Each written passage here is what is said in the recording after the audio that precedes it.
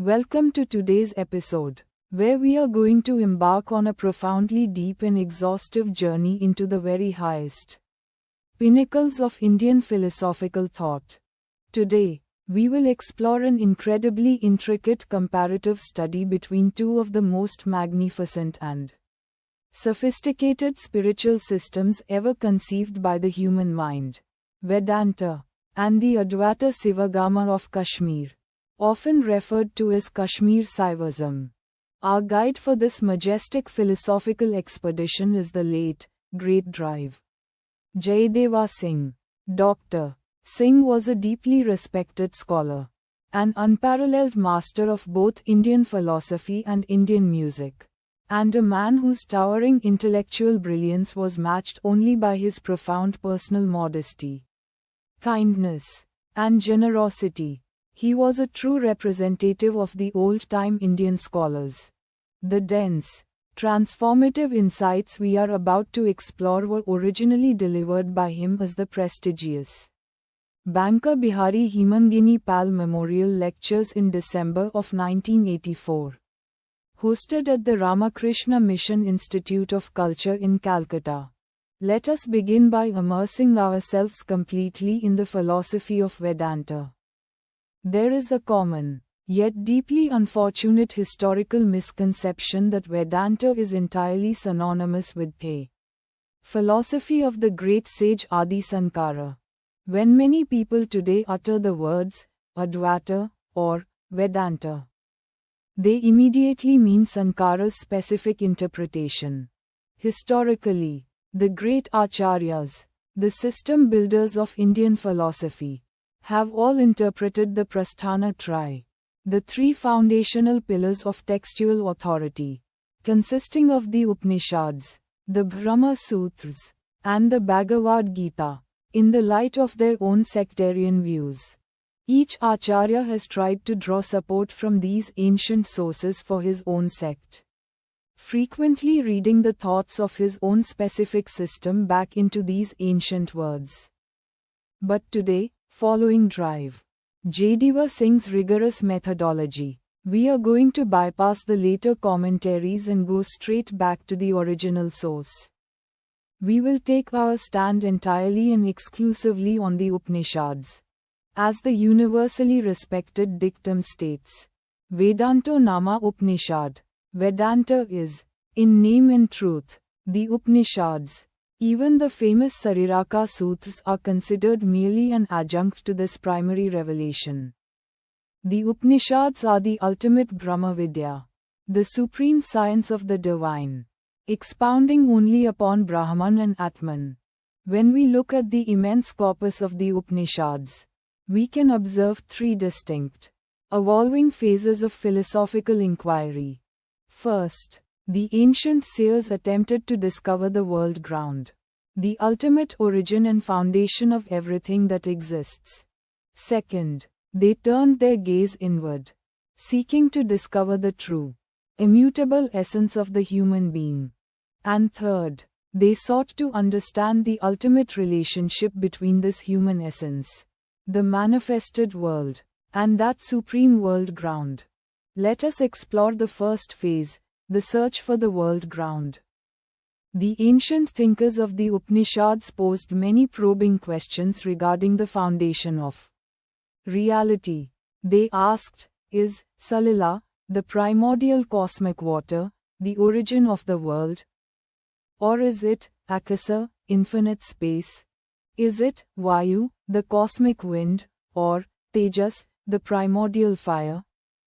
Through deep, piercing intuitive discovery, the RSIs, the ancient sages, realized that this ultimate foundation is none of these physical elements.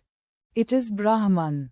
But this naturally gave rise to the next immense questions. What exactly is the Swarupa, the essential nature, of this Brahman, and how does the manifested universe relate to it? To understand the Swarupa of Brahman, the Upanishads offer us two distinct methodological approaches, the negative and the positive. Let us first examine the negative approach. This approach maintains that the ultimate nature of Brahman is entirely indeterminate. This is the famous neti approach, not this, not that. We can only speak of the absolute by stripping away what it is not. The Taittiriya Upanishad emphatically states that Brahman is that, wherefrom words turn back. Together with the mind, not having attained it. The Katha Upanishad further declares that Brahman is completely apart from what has been, and apart from what is to be. To use the precise Sanskrit terminology of the sages, Brahman is nirvisesa, entirely without any particulars or qualifications. It is nirvikalpa, totally indeterminate and beyond the dividing constructs of thought. It is nirupadhi, absolutely unconditioned by any limiting adjuncts. It is niranjana, pure and without the slightest stain of materiality. And it is nisakala, completely without parts or divisions. Because it is beyond speech and thought, it is radically transcendent. The Mandukya Upanishad provides perhaps the most exhaustive list of these negative descriptors, stating that Brahman is adrasta, unseen by the physical eyes. It is avyavaharya, that with which there can be no empirical dealing or transaction. It is agrahya, ungraspable by the organs of action. It is alaksana, having no distinctive mark or characteristic by which it can be inferred. It is asitya, utterly unthinkable by the mind. It is avyapadesya, impossible to be designated by words. And ultimately, it is Advaita, entirely without a second. Matter is not ultimate reality. Prana, the vital breath, is not ultimate reality. Neither Manas, the empirical mind, nor Vijanana, the intellect, is ultimate reality. By utilizing this rigorous negative approach, the Upanishads discovered that reality is completely beyond the senses and beyond thought. Now, one can easily see how the absolute is beyond the physical senses. But how is it beyond thought itself? Dr. Singh gives us two profound reasons. Firstly, thought, which in Sanskrit is vikalp, always sunders reality into two. It separates its object and affirms it by negating its opposite. It separates animal from not animal, cap from not cap, white from not white. Thought is, by its very nature, discursive. It is marked by analytical, divisive reasoning. Secondly, thought is relational by nature. Thought always relies on a subject-object duality, or rather a triad, consisting of the knower, the known, and the act of knowledge. But ultimate reality is a pure, undivided unity of existence. Therefore, to experience this reality, thought must essentially commit suicide. Thought is only mediate knowledge. There can be only an immediate experience of reality, known as aproksanubhuti. By intense spiritual praxis or sadhana, the RSIs of the Upanishads became fully integrated to turiya, the met-empirical reality that transcends all ordinary states. Thus, they developed prajna in its highest, most transcendent sense, and had a direct, unmediated experience of Anand, or pure bliss, in which the knower, the knowledge, and the known dissolve and become entirely one. As the Katha Upanishad beautifully phrases it, by being united through the yoga pertaining to the Supreme Spirit, and having comprehended the divine, the wise man leaves both joy and sorrow behind. But the Upanishads do not leave us only in the void of negation. Having realized Brahman in immediate experience, the seers also speak about reality in glorious positive terms. The negative terms about Brahman generally pertain to the nirguna aspect, the transcendent, formless reality, and usually refer to Brahman in the neuter gender. However, The positive terms refer to Brahman in the Saguna aspect. The aspect of manifestation, where Brahman is treated as Deva, the divine, and is usually referred to in the masculine gender. The three basic, foundational positive terms for the divine are Sat, Sit, and Ananda. These are not to be treated as separate attributes. They belong to the divine simultaneously. We must describe them separately only owing to the severe limitations of human language. The seers speak of him in a double trilogy. Subjectively, in relation to the experiencing soul, he is Sat, Sit, Ananda, pure existence, pure consciousness, and pure bliss. Objectively, viewed as the foundation of the universe, he is Satyam, Jannam, Anantam, absolute truth, absolute knowledge, and infinity. Let us break this profound trilogy down. Brahman is Sat, or existence par excellence. He exists entirely by himself. He is Swayambhu, the completely self-existent one. All other things owe their temporary existence to him. Nothing exists outside of him. Space, time, and causality are simply categories through which he manifests himself as phenomena. As the Brihadaranyaka Upanishad brilliantly states, it is in the imperishable that the vast expanse of akasa, of ether and space, is contained. It is across him that space is woven. Warp and woof. Time also owes its very existence to him.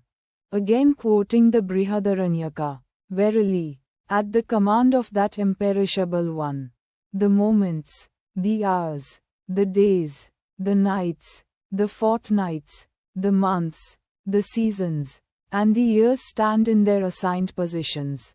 He is the absolute existence, consciousness, and bliss. Consciousness and bliss are not mere attributes of his existence, they are its very nature. In reality, the Absolute is not simply existence, but a conscious and blissful existence. Objectively, Brahman is Satyam. Satyam is Sat, viewed objectively. Because he exists by himself. And his existence does not depend on anything outside himself. He is Satyam, absolute reality. Jannam is Sit, viewed objectively, it is direct, absolute knowledge.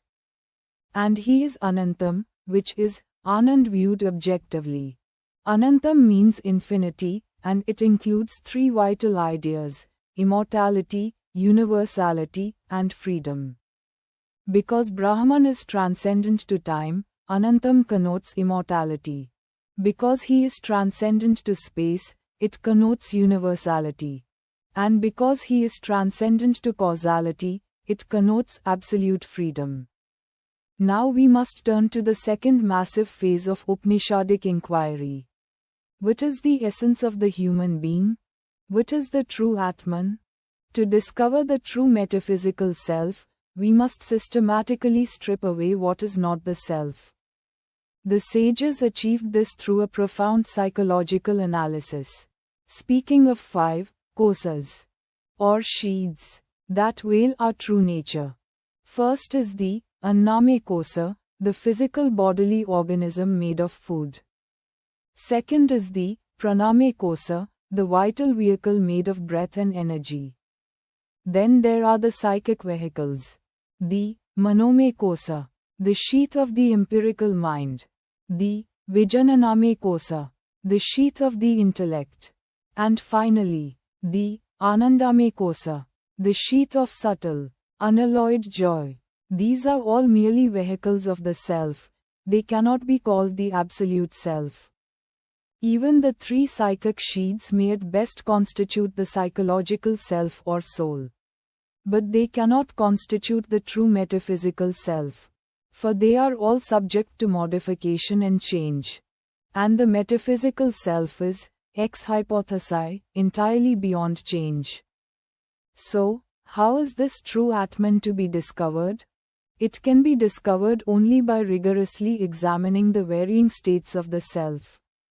The sages identified three empirical states: the waking state, the dream state, and the state of deep sleep.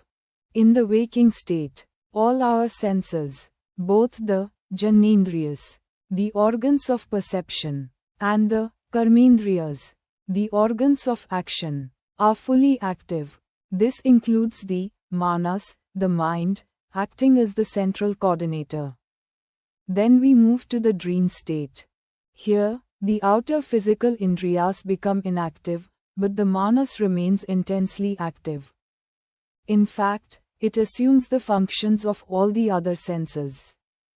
In the dream state, it is not merely reproductive imagination at work, pulling from memories, but a highly constructive imagination that fabricates entirely new and often odd experiences. Then we descend into the third state, deep, dreamless sleep, known as Susupti. In Susupti, both the Manas and all the Indriyas become entirely quiescent. There is a complete cessation of empirical consciousness. All objects disappear, and even the fundamental contrast of the subject with the object is no longer present. Yet, there is still some sort of foundational consciousness present, which is absolutely evident from our sense of personal identity connecting the states before in. After sleep, we wake up and say, "I slept peacefully." This state is free from all desire and is therefore one of unalloyed bliss. But beyond all three of these states is the Turiya, the fourth state. In Turiya reigns the Saksi Chaitanya, the pure witnessing consciousness which never, ever ceases. Even in the deep sleep state of Susupti, when the normal, empirical consciousness is completely obliterated, the Turiya is vibrantly present as the consciousness which witnesses the blankness. It is the witness of all three states. This Saksi Chaitanya is the metaphysical self. It is the Atman. It is the true, essential nature of man par excellence. This brings us to the third critical phase. What is the exact nature of this Atman? And in what precise way is it related to Brahman, the ultimate world ground? Regarding the essential nature of the Atman, drive, Singh highlights four crucial points. The first point is that Atman is pure, Chaitanya, pure consciousness. It is a consciousness that does not depend on the physical senses. The prana, the manas, the buddhi, intellect, or the ahamkara, ego. The Atman illumines all of these, they do not illumine it. The second point is that the Atman is Nityodita, it is ever active and ever risen. It never takes a holiday. It is an ever-present, Prakasa, a blazing spiritual light. Even the darkness of deep sleep or ignorance is known only through the light of the Atman. The third point is that it is the eternal, Saksi, the witness to all that we do, feel, or think. It is the ratio ascendi, the fundamental reason for being, of our normal empirical consciousness. The fourth, and perhaps most vital point, is that the Atman is the eternal subject that can never, under any circumstances, be reduced to an object. It is the eternal knower that can never be reduced to the state of the known. In Sanskrit, it is the drashta, the seer, of all, drsya, the seen. It is the janta, the knower, of all, jane, the known. It is the pramata, the experiencer, of all, prameya, the experienced. Therefore, it can never be known as an object. As the Upanishad asks, by what can the knower of all knowledge be known? When one tries to know the Atman as an object, one finds to their utter chagrin that even the attempt to know it requires the Atman to already be present as the one doing the knowing. The essential feature of the metaphysical self is that it is only ever drashta, never drsya, always jnata, never jneya. We have seen that the empirical mind-body complex goes to sleep during susupti. Therefore, that is not our true self. Our true self is this witnessing Saksi Chaitanya. And how is this Atman related to Brahman? The Mundaka Upanishad speaks categorically, all beings come directly from Brahman. But this is not a mechanical production. The Upanishads use brilliant, organic analogies. Just as the Urna Nabhi, the spider, sends forth and draws in its thread. Just as Osadhya, herbs and plants, grow organically upon the earth. And just as Kasalameni, hair, grows on the head and body of a living person, so does the entire universe arise from the imperishable Brahman. It is a spontaneous, natural emanation. Like thousands of sparks flying outward from a blazing fire, various beings come forth from the imperishable and eventually return to it. We are, in our essence, one with the divine fire. To realize this ultimate truth, the Upanishads do not merely philosophize. They prescribe sadhana, rigorous spiritual practice. They emphasize shraddha, or deep faith, strict purgation and purity, extreme introversion of the senses, and intense meditation. Two specific methods of meditation are heavily recommended. The first is meditation on the sacred syllable Om. Om consists of three distinct phonemes, A, U, and M, followed by the silent, ardhamatra, or half syllable after the M. These perfectly represent Brahman. The A represents the gross cosmic manifestation known as Virat. The U represents the primal, subtle manifestation in the form of Iswara. And the silent Ardhamatra represents the absolute, unmanifested Brahman. The second great meditation is known as Dahara Vidya, recommended by the Chandogya Upanishad. This is meditation on the mystic heart center. The Upanishad says, what is here in this city of Brahman is an abode, a small lotus flower. Within that is a small space. That space should be searched out. That is what one should desire to understand. This is not a description of the physical organ, but of the mystic, spiritual heart. By deeply meditating upon this inner space, the empirical mind is completely transformed into the divine.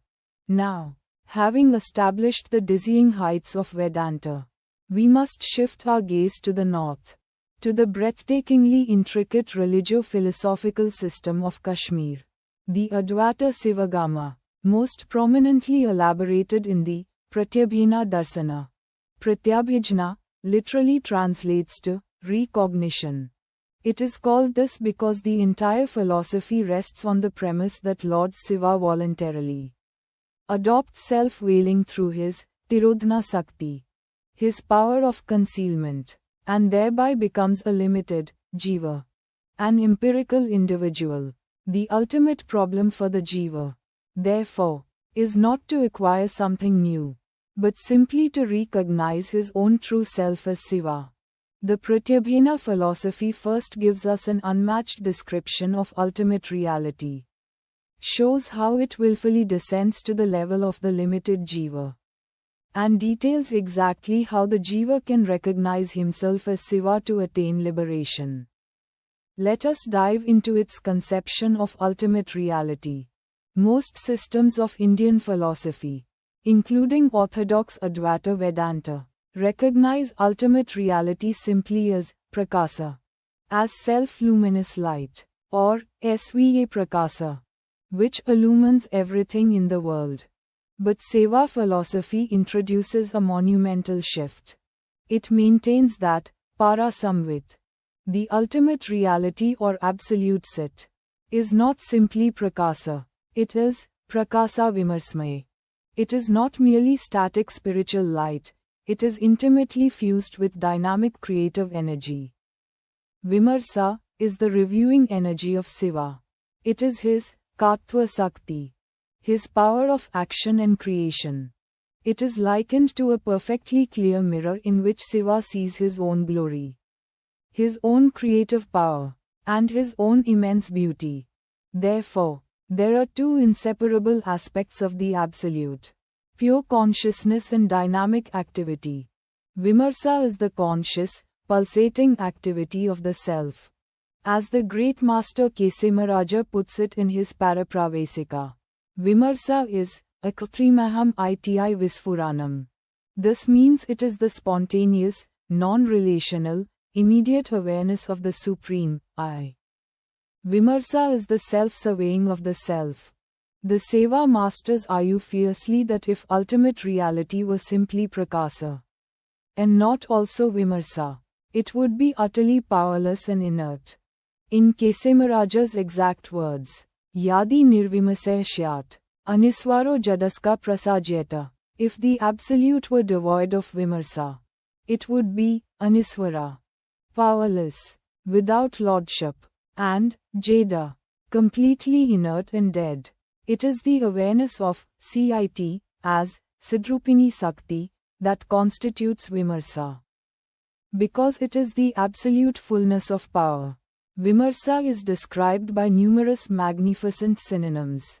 It is Parasakti, supreme energy; Paravak, supreme word; Swatantri, absolute autonomy; Ishwarya, supreme lordship; Kartartva, creative agency; Sphurata, pulsating radiance; Sara, ultimate essence; Hrdaya, the cosmic heart; and Spanda, the divine throb. This all-inclusive universal consciousness is also called Anuttara, the highest reality beyond which there is absolutely nothing. It is the absolute Sit, the changeless principle behind all cosmic changes. Crucially, Shiva and Shakti are not different. They are the exact same absolute which, from the point of view of Prakasa, light, is Shiva, and from the point of view of Vimarsa, energy, is Shakti. From the standpoint of Prakasa, Shiva is Visvottirna, entirely transcendent to the universe. But simultaneously, from the standpoint of Vimarsa or Shakti, he is Visvame, completely and totally immanent in the universe. Because of his Swatantriya Shakti, his absolute autonomy, Parama Shiva freely appears as both the experiencer and the object of experience. And this appearance, this manifestation, is known as abhasa.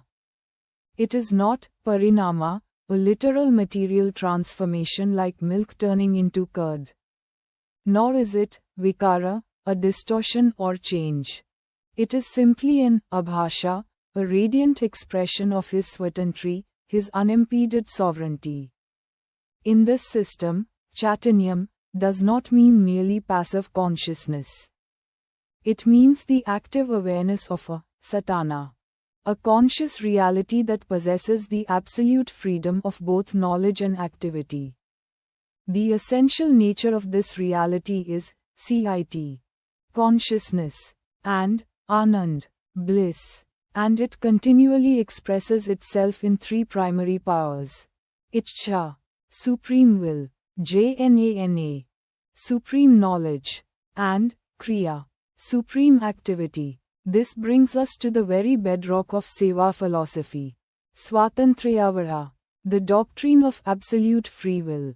The Absolute is called Maheshwar, the Great Lord, precisely because of his absolute sovereignty of will, his Swatantrita, or Swatantriya. Swatantri is the Swabhava, the very own being, of the Absolute. It is this sovereign free will alone that brings about the objectification of the subjective ideation of the Absolute. It is absolutely free because it does not depend on anything else outside itself. Indeed, there is nothing outside itself. Space, time, and causality cannot limit it, for they owe their very existence to it. As the Iswara Pratyabhena Krika states, the divine power is known as Siddhi. Its essence is absolute self-consciousness. It is known as Para-Vak, the Supreme Word. By its own nature, it is ever present. It is Svatantri, the main power of the Supreme Self. Para-Vak, Vimarsa, Ishwarya, all of these are simply synonyms for this Svatantri. Sati is the creative flash of light, free from the determinations of space and time. This free sovereign will is the very beating heart of the Supreme. Svatantri implies Kartartva, the unimpeded ability to act and do according to one's own will. How does this relate to the creation of the world? According to Shaivagama, manifestation is not a vivarta, an illusion or a false superimposition based on ignorance. Nor is it a blind evolutionary transformation. Manifestation is simply the enmesser, the glorious opening out, of the Supreme. To use Abhinavagupta's beautiful phrasing, the Lord essentially translates his own internal ideation into external objectification, utilizing nothing but his own conscious energy as the canvas. To explain this vast descent of consciousness, Seva philosophy maps out 34 precise tattvas, or principles of reality. It traces the descent from the purest divine realms of Shiva and Shakti, down through the limitations of time and space, down into the psychological elements of mind and ego, all the way to the grossest physical elements of earth, water, fire, air, and ether. There is a continuous, unbroken chain of manifestation from the Absolute, pure divine consciousness all the way down to a solid block of stone. This process is categorized into pure creation, mixed creation, and impure creation. It is a cosmology of breathtaking scale. But the vital question remains: how does the Jiva, the limited individual trapped in the lower tattvas, ascend back to their true nature? How is liberation achieved? To answer this, Kashmir Shaivism offers 4 specific, highly delineated pathways, known as upayas. The highest of these is Anupaya, which translates literally to no means, or the null means. This path is reserved for only the rarest, most spiritually advanced souls. In Anupaya, there is absolutely no active practice. The spiritual aspirant only needs to hear a single utterance from a realized master. The simple truth that the soul is essentially Shiva. Upon hearing this, the final veil is instantly pierced, and the aspirant resides forever in the pure bliss of complete self-realization. No meditation, no chanting, no effort is required. The second path is Sambhavpaya. This is also known as Ichcha Upaya, the path of will.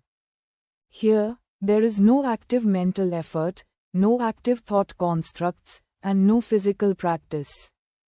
The aspirant achieves liberation simply by rejecting all vikalpas, all discursive thoughts. By keeping the mind completely free of restless ideation and steadfastly holding on to a state of thoughtlessness, the individual maintains a continuous, nirvikalpa state. Through this sheer force of will, the empirical consciousness dissolves effortlessly into the pure, radiant divine consciousness of Shiva. The third path is Saktopaya. This is Janna Upaya, the path of knowledge, heavily centered on intense mental effort and mystical contemplation. It is intimately connected with mantra yoga. Here, the practitioner uses the mind itself to transcend the mind. The focus is on contemplating the true nature of reality by tracing the power of sound and mantra. The practitioner moves from Vakhari, the gross, audible spoken word, inward to Madhyama, the subtle mental thought, and deeper still to Pasyanti, the silent, undifferentiated intuitive vision, until finally reaching Para, the supreme, silent vibration of the divine. By meditating on the Cit Shakti and the Spanj Tattva, the divine pulsation. The practitioner achieves vikalp sanskara, the complete purification and refinement of thought, eventually merging the mind into the pure, I consciousness of the divine. The fourth and most accessible path is anavape. This is kriya upaya, the path of action. It is designed for those whose minds are not yet capable of the pure, unsupported contemplation required in the higher paths. Anavape involves concrete physical and mental practices. It includes ukara, the meticulous control and observation of the vital breaths, prana, and apana. It involves karana, specific physical postures and mudras. It includes dhyan, structured meditation, such as focusing on the mystic lotus situated in the heart. It involves varna, concentration on dhvani, or the anahata nada, the unstruck, subtle internal sound. And finally, it utilizes sthana prakalpana, concentrating the mind on specific physical centers of the body, such as the bhrukuti, the space between the eyebrows. Through these rigorous practices, the kundalini energy is awakened. As this energy rises, it pierces the various chakras, or subtle energy centers, finally uniting with the Sahasrara chakra at the crown of the head. When the nada reaches its most subtle stage and the mind is completely calmed, the experiencer attains Purnahanta, the supreme, perfect I consciousness. Having now deeply explored both the Upanishadic heights of Vedanta and the Tantric depths of Kashmir Shaivism, we arrive at the grand culmination, a rigorous comparative study between these two monumental systems. Dr. Jaideva Singh brilliantly highlights 5 profound, fundamental distinctions. Let us first clarify the terminology. Advaita Vedanta is generally known as Santabhramavada, the philosophy of the tranquil, peaceful absolute, or Kevaladvaita, strict, exclusive non-dualism. The philosophy of Kashmir, on the other hand, is known as Iswaradvayavada, the non-dualism of the Supreme Lord, or simply Pratyabhijna, or Trika. The first major distinction lies in the very nature of the absolute reality. According to Vedanta, the absolute reality is entirely Prakasa, or Janana, pure light and pure knowledge. It is completely inactive. Shankara argues that Kriya, or activity, belongs only to the Jiva, or to Maya, but never to Brahman. For Shankara, activity implies change, and the absolute is changeless. But Shaivagama vehemently counters this. According to Iswaradvayavada, the absolute is Prakasha-Vimarshamaya. It inherently possesses both Jnatrtva, the power to know, and Kartartva, the power to act. To Shaivism, Shankara takes Kriya in far too narrow a sense, treating it merely as physical karma. Paramashiva does not act like a potter molding clay. His Kriya is Siddhi Shakti. It is spanda, the divine throb or pulsation to manifest. Without this dynamic activity, the absolute would be inert and dead. Swatantri, the autonomous free will, implies Kartartva. As the grammarian Panini stated, Swatantra Karta, only a truly free being is an agent. The second distinction is intimately tied to the first, the cause of manifestation.